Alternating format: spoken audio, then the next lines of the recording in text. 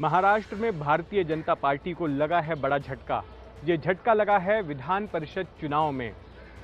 महाराष्ट्र में विधान परिषद की 6 सीटों के लिए चुनाव हुए हैं, जिनमें से बीजेपी सिर्फ एक ही सीट जीत पाई है।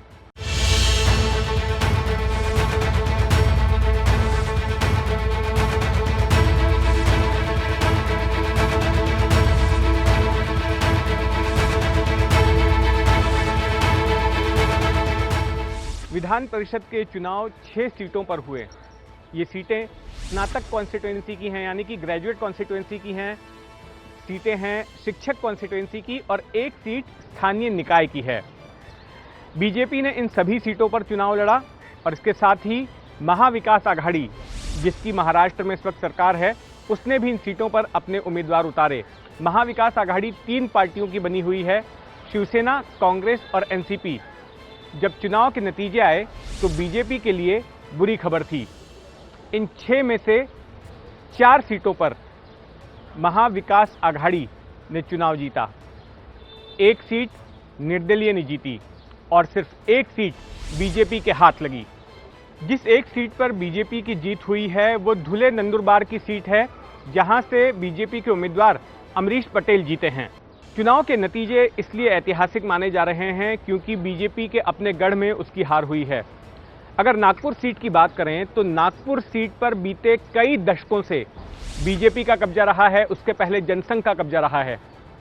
यहां से पूर्व मुख्यमंत्री देवेंद्र फडणवीस के पिता गंगाधर फडणवीस चुनाव लड़ चुके हैं, जीत चुके हैं। नितिन गडकरी यहां से चुनाव लड़कर जीत चुके हैं।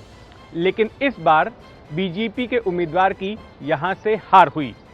यहां से कांग्रेस के उम्मीदवार अभिजीत वंजारी ने जीत हासिल की और उन्होंने बीजेपी के उम्मीदवार संदीप जोशी को हराया, जो कि नागपुर के मेयर भी हैं।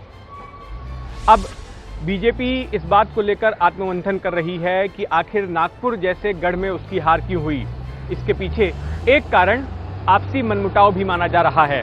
एनसीपी प्रमुख शरद पवार ने इन नतीजों पर खुशी जताते हुए कहा कि जिस तरह से नागपुर और पुणे जैसी सीटों पर महाविकास आघाड़ी के उम्मीदवारों की जीत हुई है, इससे ये पता चलता है कि ठाकरे सरकार पर लोगों का भरोसा है।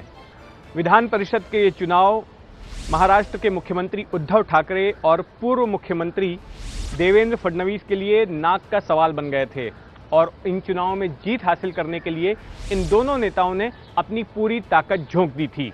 क्योंकि इन चुनावों के वोटर शिक्षक या फिर ग्रेजुएट थे, स्नातक थे, इसलिए ये माना जा रहा है कि राज्य के पढ़े लिखे लोगों का झुकाव महाविकास आघाड़ी की तरफ, यानी कि शिवसेना, कांग्रेस और एनसीपी की तरफ है और इन लोगों ने बीजेपी को खारिज कर दिया है।